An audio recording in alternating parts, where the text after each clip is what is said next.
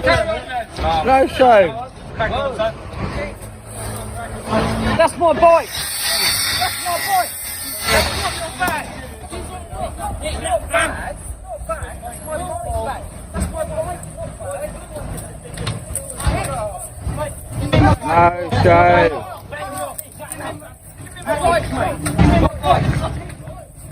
Bad man. എങ്ങനെ ഇരിക്കുന്നു? അപ്പോൾ ഇതാണ് ഇപ്പോൾ യൂറോപ്പിലെ ചില സിറ്റികളുടെ അവസ്ഥ. പേടിക്കണ്ട, ഈ വീഡിയോ സ്വീഡനിലുള്ള വീഡിയോ അല്ല, ഇത് യു കെയിലുള്ള വീഡിയോ ആണ്. അപ്പോൾ ഞാൻ സ്വീഡനിലുള്ള സമയത്ത് യു കെയിൽ ഒന്ന് പോയിരുന്നു. അപ്പോൾ പോയിരുന്നത് കൊവൻട്രിയിലാണ്, ലണ്ടനിലും പോയിരുന്നു. അപ്പോൾ ആ ഒരു സമയത്ത് അവിടുത്തെ അവസ്ഥ വളരെ മോശമായിട്ടാണ് എനിക്ക് ഫീൽ ചെയ്തത്. കുറേ വീഡിയോസ് ഞാൻ അതിൻ്റെ മുമ്പേ കണ്ടിരുന്നു, മോഷണവുമായി ബന്ധപ്പെട്ട വീഡിയോസൊക്കെ ചിലപ്പോൾ നിങ്ങളും കണ്ടിട്ടുണ്ടാവും. ലണ്ടനിലൊക്കെ ഒരുപാട് മൊബൈൽ മോഷ്ടിക്കുന്നതും സൈക്കിൾ മോഷ്ടിക്കുന്നതൊക്കെ വീഡിയോ നിങ്ങൾ കണ്ടിട്ടുണ്ടാവും. അപ്പോൾ ഞാൻ കൊവൻട്രിയിൽ ആ ഒരു സിറ്റി സെൻറ്ററിൻ്റെ അകത്ത് നടന്ന് പോകുന്നൊരു സമയത്ത് ഒരു പയ്യൻ ഒരു ബൈക്കിൽ ബ്ലാക്ക് മാസ്ക്, മൊത്തത്തിൽ ബ്ലാക്ക് ഡ്രസ്സ് ഇതൊക്കെ ഇട്ടിട്ട് നമ്മൾ മൂവിയിലൊക്കെ കാണുന്ന രീതിയിലുള്ള ഒരു കോലത്തിൽ ഒരു ബ്ലാക്ക് മറ്റേ റേസിങ്ങിനൊക്കെ ഉപയോഗിക്കുന്ന ബൈക്ക് ഉപയോഗിച്ചിട്ട് ഈ കോവൻട്രിയുടെ സിറ്റി സെൻറ്ററിൻ്റെ അകത്തേക്ക് അടിച്ച് കയറി വരുന്നു. അപ്പോൾ അവിടെ കുറേ ആൾക്കാർ നിൽക്കുന്നുണ്ട്. അതിലൊരു സ്ത്രീയുടെ കയ്യിലുള്ള ഫോണ് തെറിപ്പിച്ച്, ഒറ്റക്കാണ് ബൈക്കിൽ, അവൻ തന്നെ അത് എടുത്ത് ബൈക്കിൽ സ്പീഡിൽ ഷോപ്പിൻ്റെ ഒക്കെ ഇടയിലൂടെ ഇങ്ങനെ ഭയങ്കര സിനിമാറ്റിക്കായിട്ട് പോവുകയാണ്. അപ്പോൾ എൻ്റെ മുന്നിൽ നിന്നാണ് ഇത് നടക്കുന്നത്. അപ്പോൾ ആ സ്ത്രീയുടെ കൈ ഇത് ഫോണ് ഗ്രാബ് ചെയ്യുന്ന സമയത്ത് അപകടം പറ്റി. എന്നിട്ട് അവർ ഇരുന്ന് കരയാണ്. അപ്പോൾ പോലീസൊക്കെ അവിടെ ഉണ്ട്, പക്ഷേ ഒന്നും ചെയ്യാൻ പറ്റിയിട്ടില്ല. അപ്പോൾ ഇങ്ങനെയുള്ള കുറേ ഇൻസിഡൻസ് യു കെയിൽ നടക്കുന്നുണ്ട്. അങ്ങനെ വേറെയും കുറേ രാജ്യങ്ങളൊക്കെ വീഡിയോ ഒക്കെ ഞാൻ കണ്ടിരുന്നു, അമേരിക്കയിലൊക്കെയുള്ള വീഡിയോസൊക്കെ കണ്ടിരുന്നു. അപ്പോൾ യു കെയിൽ ഇങ്ങനെ ഡയറക്റ്റ് കണ്ടു. പിന്നെ കുറേ ആൾക്കാരായിട്ട് സംസാരിച്ചപ്പോൾ അവരൊക്കെ ഇങ്ങനെ ഓരോ അനുഭവങ്ങൾ പറയുന്നു. മലയാളീസ് തന്നെ അവരുടെ വീട്ടിൽ കൊള്ള നടത്തിയ അനുഭവങ്ങൾ, അങ്ങനെ കുറേ അനുഭവങ്ങൾ. പിന്നെ സൈക്കിളൊക്കെ നമ്മൾ പാർക്ക് ചെയ്ത് വെക്കുമ്പോൾ പിന്നെ അവർ കക്കാൻ വരുന്നത് പണിക്ക് വരുന്നത് പോലെയാണ്. ഒരു ഗ്രൈൻഡറൊക്കെ എടുത്തിട്ട് കട്ട് ചെയ്തിട്ട് വീഡിയോ കണ്ടിട്ടുണ്ടാവും. അങ്ങനെയാണ് എടുത്തു കൊണ്ടുപോകുന്നത്. അപ്പോൾ തീരെ സേഫ് അല്ല, ലണ്ടൻ പ്രത്യേകിച്ച് തീരെ സേഫ് അല്ല. അപ്പോൾ ഇങ്ങനത്തെ വീഡിയോസൊക്കെ പ്രചരിക്കുന്നത് കൊണ്ട് കുറേ ആൾക്കാർക്ക് ഇപ്പോൾ സംശയമാണ്, യൂറോപ്പ് മൊത്തത്തിൽ ഇങ്ങനെയാണോ, എല്ലാ സ്ഥലത്തും കള്ളന്മാരാണോ എന്ന് കുറേ ആൾക്കാർ എന്നോട് ചോദിക്കുകയുണ്ടായി. അപ്പോൾ നമ്മുടെ സബ്ജക്റ്റ് സ്വീഡനാണ്. അപ്പോൾ സ്വീഡനിൽ എന്താണ് അവസ്ഥ, സ്വീഡനിലും ഇതേ അവസ്ഥയാണോ, കള്ളന്മാരുണ്ടോ എന്നതാണ് നമ്മൾ ഇന്നത്തെ വീഡിയോയിൽ പറയാൻ പോകുന്നത്. അപ്പോൾ ഞാൻ ഈ ഒരു യു കെയിൽ പോയ സമയത്ത് ഞാൻ മൊബൈൽ ഫോൺ ഉപയോഗിച്ചത് ഇങ്ങനെ പിടിച്ചിട്ട് രണ്ട് കൈ കൊണ്ടും ഇങ്ങനെ പിടിച്ചിട്ടൊക്കെയാണ് മൊബൈൽ ഫോൺ ഉപയോഗിച്ചത്. പുറത്തെടുക്കുമ്പോൾ, പോക്കറ്റിൽ നിന്ന് പുറത്തെടുക്കുമ്പോൾ അത്രയും പേടിയായിരുന്നു. നമ്മളെ ആക്രമിക്കുമോ മോഷ്ടിക്കപ്പെടുമോ എന്നുള്ള ഒരു പേടിയിലൂടെയാണ് നമ്മൾ സിറ്റിയിലൂടെ നടന്നു പോകുന്നത്. പിന്നെ അതുപോലെ രാത്രിയൊന്നും ഇറങ്ങാറില്ല. രാത്രിയൊക്കെ ഇറങ്ങിക്കഴിഞ്ഞാൽ പേടിയാവും എന്നുള്ളതുകൊണ്ട് പിന്നെ ആരെങ്കിലും ആക്രമിച്ചാലോ എന്നുള്ള രീതിയിൽ നമ്മൾ രാത്രിയൊന്നും അങ്ങനെ അധികം ഇറങ്ങിയിട്ടില്ല. അപ്പോൾ സ്വീഡനിൽ എന്താണ് അവസ്ഥ എന്നാണ് ഇപ്പോൾ പറയുന്നത്. ഇപ്പോൾ സ്വീഡനിൽ ഞാൻ വന്നതിന് ശേഷം ഞാൻ ഇത്തരത്തിലുള്ള ഒരു സംഭവവും നേരിട്ട് കണ്ടിട്ടില്ല. പിന്നെ എനിക്ക് അനുഭവമില്ല, അങ്ങനെ മോഷണമൊന്നും ഞാൻ നേരിട്ട് കണ്ടിട്ടില്ല. എന്നാലും ഇവിടെ മോഷണം സീറോ ആണ് എന്നൊന്നും പറയാൻ കഴിയില്ല. പക്ഷേ യു കെ ഒക്കെ കമ്പയർ ചെയ്യുമ്പോൾ ഇവിടെ വളരെ വളരെ കുറവാണ്, അങ്ങനെ പ്രശ്നങ്ങളൊന്നുമില്ല. എനിക്കൊന്ന് ഇന്ത്യ കമ്പയർ ചെയ്യുമ്പോഴും ഇവിടെ അത്ര വലിയ മോഷണമൊന്നും ഉണ്ടെന്ന് എനിക്ക് തോന്നുന്നില്ല. പക്ഷേ ഇവിടെ നമ്മൾ ഡേറ്റ ഒക്കെ നോക്കുകയാണെങ്കിൽ നമ്മൾ ഈ തഫ്റ്റ് പിന്നെ ക്രൈം ആ റേറ്റൊക്കെ നിങ്ങൾ ഗൂഗിളിലൊക്കെ നോക്കുകയാണെങ്കിൽ കുറച്ച് അധികമായിട്ടൊക്കെ കാണാൻ കഴിയും. കാരണം ഇവിടുത്തെ എല്ലാ ക്രൈമും ഇങ്ങനെയുള്ള തെഫ്റ്റ് ഇഷ്യൂസൊക്കെ പോലീസിൽ കൃത്യമായിട്ട് റിപ്പോർട്ട് ചെയ്യും. ഇവിടുത്തെ ജനങ്ങൾ പോലീസിൽ വിശ്വാസമുണ്ട്. പിന്നെ അവർ നന്നായിട്ട് അത് അന്വേഷിക്കും, അതിനുള്ള നടപടികൾ എടുക്കുകയൊക്കെ ചെയ്യും. അപ്പോൾ പോലീസിൽ ആൾക്കാർ എന്ത് മോഷണം ഉണ്ടായാലും അത് പെട്ടെന്ന് അറിയിക്കുകയും അത് റിപ്പോർട്ടായിട്ട് വരികയും ചെയ്യും. അതുകൊണ്ടാണ് അങ്ങനെ ഒരു റിപ്പോർട്ടിലൊക്കെ കൂടുതലായിട്ട് നമ്മൾ കാണുന്നത്. അല്ലാത്ത പക്ഷേ ഞാനിപ്പോൾ ജീവിക്കുന്നത് ഗോതൻബർഗിലാണ്. ഗോതൻബർഗ് ഇവിടുത്തെ രണ്ടാമത്തെ സിറ്റിയാണ്. അപ്പോൾ അത്യാവശ്യം ഒരു വലിപ്പമുള്ള സിറ്റിയാണ്. പക്ഷേ എന്നാലും കുറച്ച് വില്ലേജ് ഒക്കെ ഇൻക്ലൂഡ് ആയിട്ടുള്ള ഒരു സിറ്റിയാണ്. അപ്പോൾ ഇവിടെ അത്യാവശ്യം സേഫാണ്.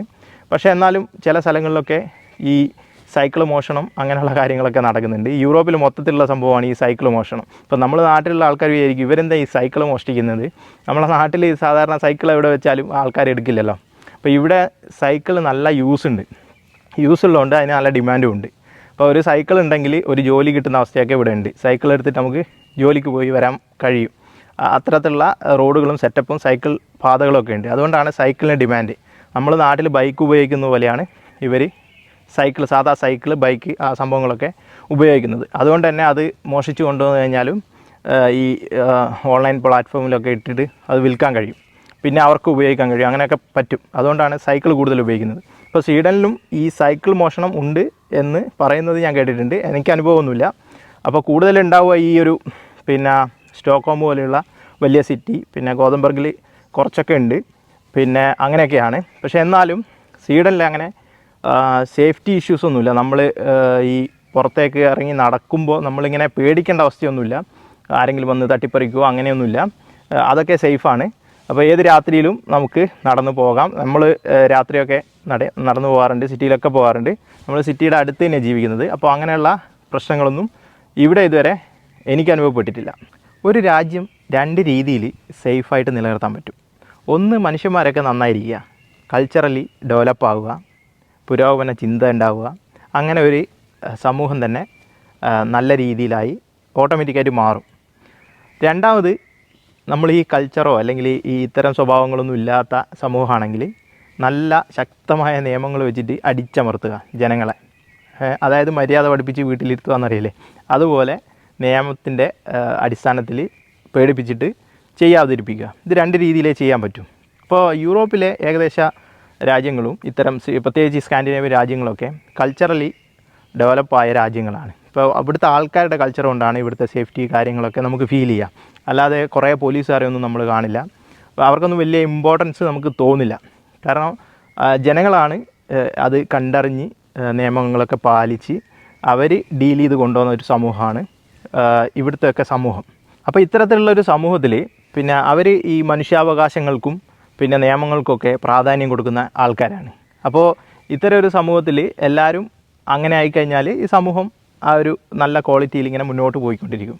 അപ്പോൾ അതിൻ്റെ ഇടയിൽ നമ്മൾ പുറത്തുനിന്ന് കുറേ ആൾക്കാർ ഇല്ലീഗലായിട്ടൊക്കെ ഇവിടെ കയറി വന്നിട്ടൊക്കെ പിന്നെ ഇങ്ങനെയുള്ള പ്രശ്നങ്ങളൊക്കെ നടത്തുമ്പോൾ ഇവർ അതിനോട് പ്രതികരിക്കുന്നത് അവരുടെ കൾച്ചർ വെച്ചായിരിക്കും. അതായത് അവർ മനുഷ്യാവകാശമൊക്കെ പരിഗണിച്ചുകൊണ്ടായിരിക്കും അവരോട് പെരുമാറുന്നത്. ചിലപ്പോൾ ഒരു തെറ്റ് ചെയ്ത ആളെ ഉപദേശിക്കുകയായിരിക്കും ചെയ്യുക, നീ അങ്ങനെ ചെയ്യരുത്, അങ്ങനെയൊക്കെ ആയിരിക്കും ഇവർ ചെയ്യുക. അല്ലാതെ ഇവർ നമ്മളെ നാട്ടിൽ കാണുന്ന പോലെ ജനങ്ങൾ ആൾക്കൂട്ടായിട്ട് വന്നിട്ട് അടിച്ചോടിക്കുകയല്ല ചെയ്യുക.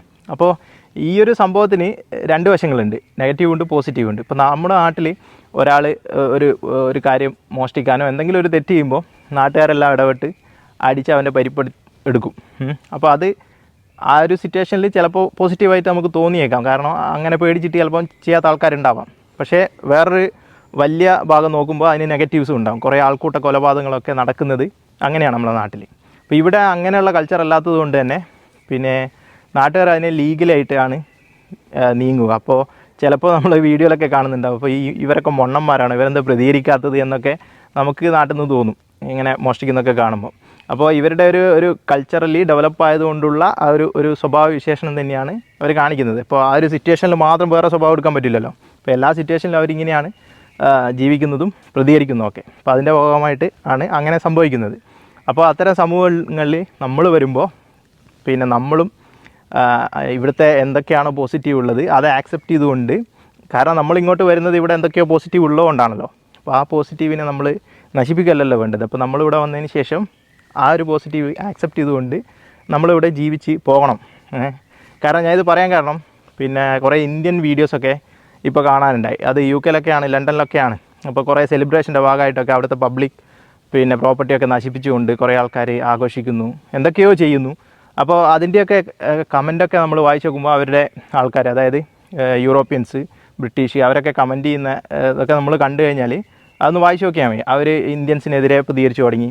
പിന്നെ മുമ്പൊക്കെ വേറെ രാജ്യങ്ങളെക്കുറിച്ചായിരുന്നു അവർ പറഞ്ഞിരുന്നത്, ഇപ്പോൾ ഇന്ത്യൻസിനെ കുറിച്ചും അങ്ങനെയൊക്കെ ചെറുതായിട്ടൊക്കെ പ്രതികരിച്ചു തുടങ്ങി. അപ്പോൾ അതൊക്കെ നമ്മളെ വിസ കിട്ടുന്നതിനും ഇങ്ങോട്ട് വരുന്നതിനും നമുക്ക് ഇവിടെയുള്ള പിന്നെ ഇവരെ നമ്മൾ സ്വീകരിക്കുന്നതിനും ഒക്കെ മാറ്റങ്ങൾ വരുത്തും. അല്ലെങ്കിൽ ഇപ്പോൾ എല്ലാ രാജ്യങ്ങളിലും കുടിയേറ്റത്തിനെതിരെ പ്രതികരിച്ച് തുടങ്ങിയിട്ടുണ്ട്.